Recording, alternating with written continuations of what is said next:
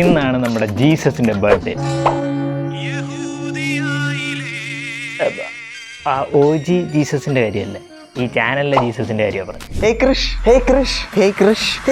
അതെ, നമ്മുടെ ദേവസാറിന്റെ ബർത്ത്ഡേ സ്പെഷ്യലായിട്ട് എന്ത് വീഡിയോ ചെയ്യണമെന്ന് ഇങ്ങനെ ആലോചിച്ചപ്പോൾ ആദ്യം ഓർത്തു അവൻ്റെ പഴയകാല കുറച്ച് വീഡിയോസ് ഉണ്ട്, അത് എഡിറ്റ് ചെയ്തിട്ടാലോ എന്ന്. ഇത് തന്നെയല്ലടാ കഴിഞ്ഞല്ലോ നീ ഇട്ടത് എന്നാ കമൻറ്റ് നിങ്ങൾ പറയുന്നതുകൊണ്ട് അത് വേണ്ടെന്ന് വെച്ചു.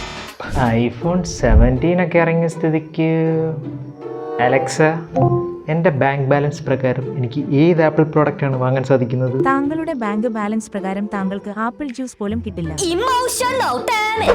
അലക്സ പറഞ്ഞ തുണിയില്ലാത്ത സത്യം മനസ്സിലാക്കി ഇതിങ്ങനെ നടന്നപ്പോഴാണ് കേരളത്തിൽ ഒരു യൂട്യൂബേഴ്സിന് തോന്നാത്ത ഐഡിയ എനിക്ക് തോന്നിയത്. ബുർജ് ഖലീഫയിൽ birthday wish.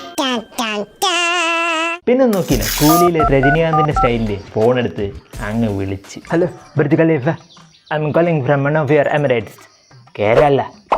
But my accent, when I talk to Arabic people, my accent is like this. How much do you charge to show birthday wish on Burj Khalifa?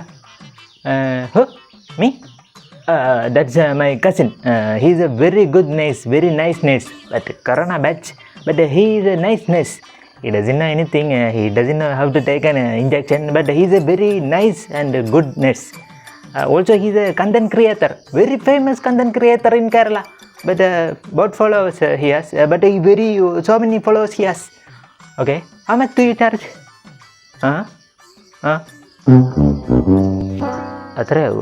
ആ സത്യം എന്നോടൊപ്പം മണ്ണിലെലിയട്ടെ. ആ സത്യം മനസ്സിലാക്കിയപ്പോഴാണ് എനിക്ക് മറ്റൊരു സത്യം ഓർമ്മ വന്നത്.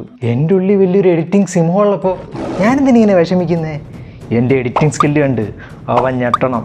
അവൻ മാത്രമല്ല, ഈ യൂട്യൂബും ഞെട്ടണം. പൂച്ച അവിടുന്ന് പൂച്ച. എൻ്റെ ലാപ്ടോപ്പ് എവിടെ?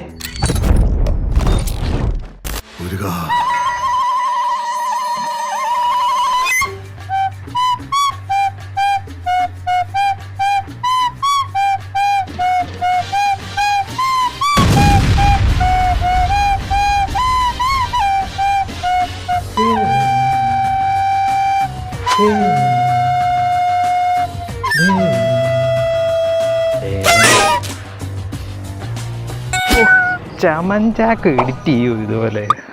നിങ്ങളതല്ല ഈ വീഡിയോ സ്റ്റോറി ഇടണം, സ്റ്റാറ്റസ് ഇടണം, പിന്നെ ദേവൻ സാറിനെ ബർത്ത്ഡേ വിഷ് ചെയ്യണം. ഞാനേതിൽ അവനെ വിളിച്ച് ഇങ്ങനെ ഒരു സർപ്രൈസ് ഉണ്ടെന്ന് പറയട്ടെ.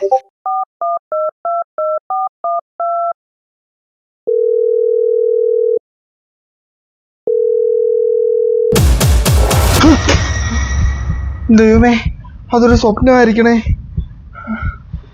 ആശാനെ ഒരു മിനിറ്റ്. Oh no.